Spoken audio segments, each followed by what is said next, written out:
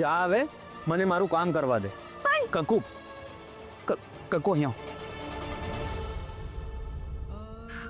કંકુ, એ લોકો એમનું કામ કરે છે, પણ મને તું પહેલા એ કહે કે તું શું કામ અહીંયા આવી? કંકુ, કોઈ બીજાના હાથે ટિફિન મોકલી આપ્યું હતું ને? નાના શેઠ, તમે એટલા હેરાન થાવ છો મારા લીધે, એટલા દુઃખી થાવ છો ને હું ઘરે બેસું?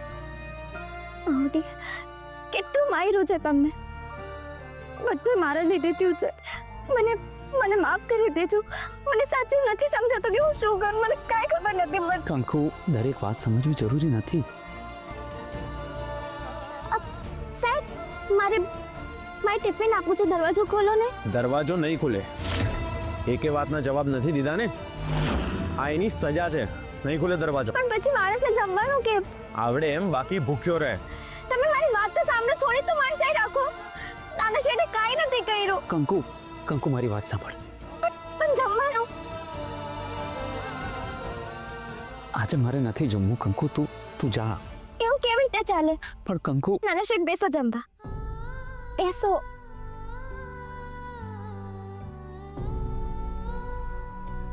આરામથી. હું સાચું કહું છું, મને નથી ખબર કે ફાઇલ કોણે લીધી છે.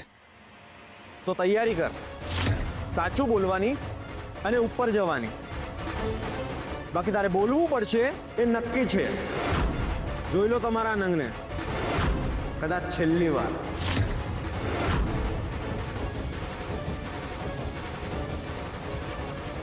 મને ખબર છે ફાઇલ ક્યાં છે.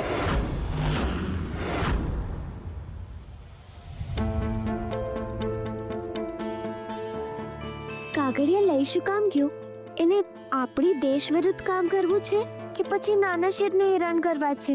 કાંઈ સમજાતું નથી, રસ્તોય મળતો નથી. ના, મન નાનું નથી કરવાનું. નાના શેઠ જોડે આટલું થાય છે ને તોય નાના શેઠ જરાય ખરાબ વિચારે છે નહીં. તો પછી મારે પણ નથી વિચારવાનું. હવે બધું પાછું યાદ કરવાનું છે. એમાંથી જ કંઈક યાદ આવી જશે.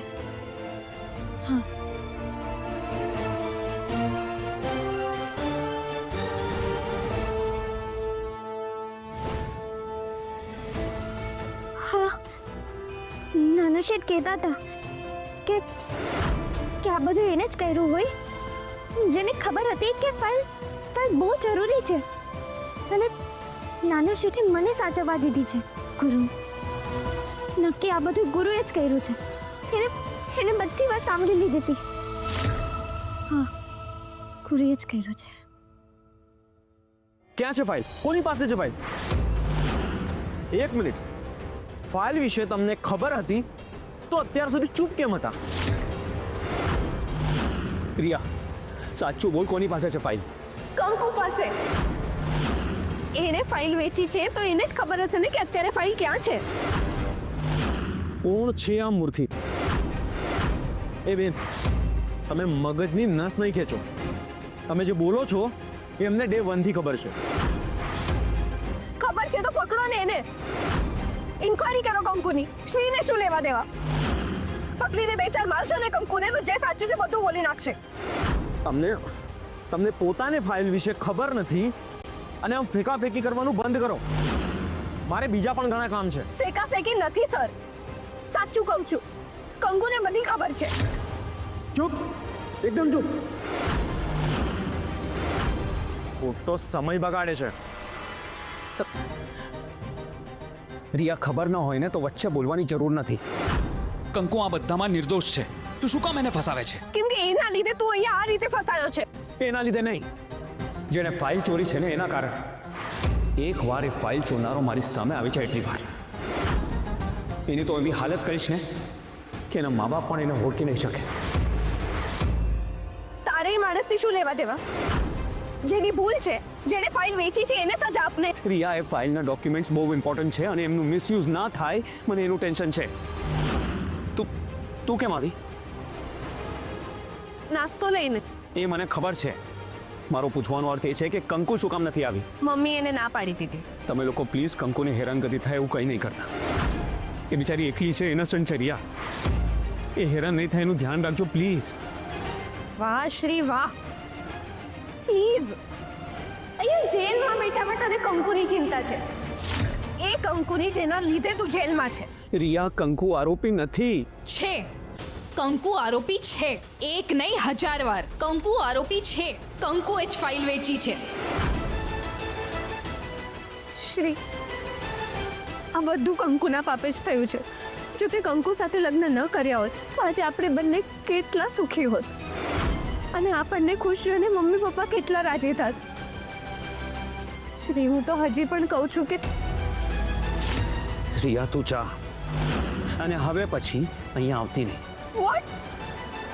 શું કહે છે તું? એ જ જે તે સાંભળ્યું. રિયા, આજ પછી મને મળવા આવતી નહીં અહીંયા. જા અહીંયાથી.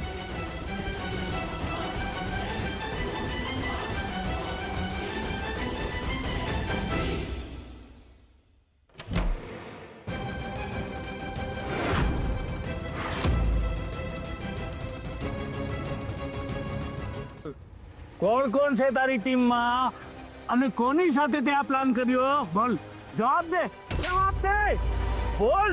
રાઠોડ, રાઠોડ, પકડ લાવ, જવાબ દે. તું જવાબ દે જલ્દી. પકડ લાવ, લાવ પકડ, જવાબ દે. કોણ છે? બોલ રે. સાહેબ, હું સાચું કહું છું. મેં કંઈ નથી કર્યું. મારો આમાં કોઈ વાત નથી. મારી સાથે રમત. આવી વાર્તાઓ તો મેં રોજ સાંભળી છે અને પછી બધા સાચું બોલી પણ ગયા છે. હવે તારો વારો છે. બોલ, સાચું બોલ, સાચું બોલ ને તારી આંખો ખેંચીશ. બોલ. ગમે તેટલો મોટો વકીલ હોય પણ એને હાથ તો ઊંચા કરી દીધા ને. પણ આપણે ટ્રાય તો કરીએ છીએ ને ચારુ. હવે તું સાચું પણ બોલીશ અને બધું જ બોલીશ. સાહેબ, સાહેબ, મારા દીકરાને નહીં મારો. છોડી દો એને, છોડી દો એને. નહીં મારો એને, નહીં મારો. તમારા કહેવાથી મારે માની લેવાનું. અને બોલ, તું કયા જૂથ સાથે કામ કરે છે? હે, કોની સાથે તું કામ કરે છે? કોણ કોણ છે તારા સાગરીતો? સાહેબ, સાહેબ, હું હાથ જોડું છું, તમારા પગે પડું છું. મારા દીકરાને નહીં મારો. છોડી દો એને. રાઠોડ, આ લોકોના અત્યારે બરે કર અને આજ પછી આને કોઈ પણ મળવા આવવું ના જોઈએ.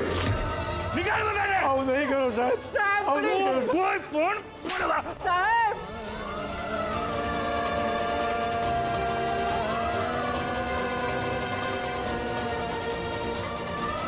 એ નિર્દોષ છે. છોડી દો સાહેબ. પ્લીઝ સાહેબ, છોડી દો. તમે અહીંયાથી જાઓ, નહીં તો સાહેબ તમારી કસર તમારા દીકરા પર ઉતારી દેશે. પ્લીઝ તમે અહીંયાથી જાઓ, પ્લીઝ. સાહેબ, સાહેબ, ચાલો આમ આવો. સાહેબ. આ કંકુ પોતાની જાતને હિરોઈન સમજે છે ને, બધાની સામે બહુ મોટી થઈને બને છે. પણ હવે મારો ટર્ન. હવે હું જઈશ અને શ્રીને આ ફાઇલ આપીશ અને એને કહીશ કે હવે મેં તને છોડાવ્યો છે, તો હવે બહાર આવ. હા, મારે એ જ કરવું છે. ભાભી, આ કઈ રીત છે? તું જે હમણાં બોલી ને એ સાંભળ્યા પછી આ જ રીત સાચી છે. શું બોલી તું હમણાં? શ્રી, જો હું તારા માટે ફાઇલ લઈને આવી છું. ચાલ બહાર આવી જા મારી પાસે. તને શું લાગે છે હે? તું આવું કહીશ અને શ્રી માની જશે? ઇડિયટ, માની નહીં, સમજી જશે કે આ તારું જ કામ છે. તે જ કંકુ પાસેથી ફાઇલ લીધી અને તું જ હવે સારી થઈને ફાઇલ દેવા આવી. આવું કહેશે તો તારી પાસે કઈ જવાબ છે? તો હું શું કરું ભાભી? મારાથી નથી સહન થતું આ.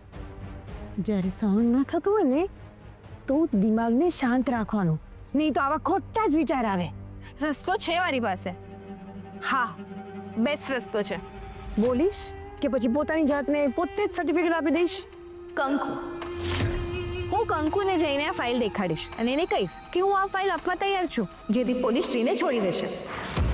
બસ એની માટે તારે ઘર છોડીને જવું પડશે કંકુ. અને ભાભી, તમે તો કંકુને ઓળખો જ છો.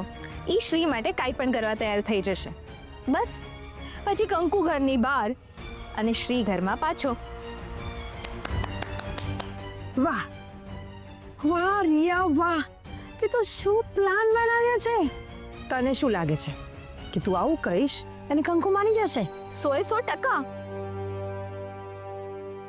ઓકે તો જોઈએ આપણે નાટક કરીએ હું કંકુ અને તું રિયા તારી જે ડીલ આપવાની છે ને એ તું મને આપ અને પછી હું કંકુ બનીને તને જવાબ આપીશ ઓકે ચાલુ થઈ જાય બોલો ને બેન તમે શું કહેવાના હતા હાય બાપા ભાભી કંકુડીએ બટકું ભર્યું કે મેરા જેવું કરો એકદમ ચૂપ તું બેસીને પિક્ચર જો હા બેસી જા ફિલ્મ હાય બાપા મેં તો છે ને એમ પણ કેટલાય દિવસથી ફિલ્મ નથી જોઈ દેવાંગ પણ નથી લઈ જતો તમે તમારે શરૂ કરો એ ફિલ્મ કઈ છે હાથ ના કર્યા હૈયે વાગ્યા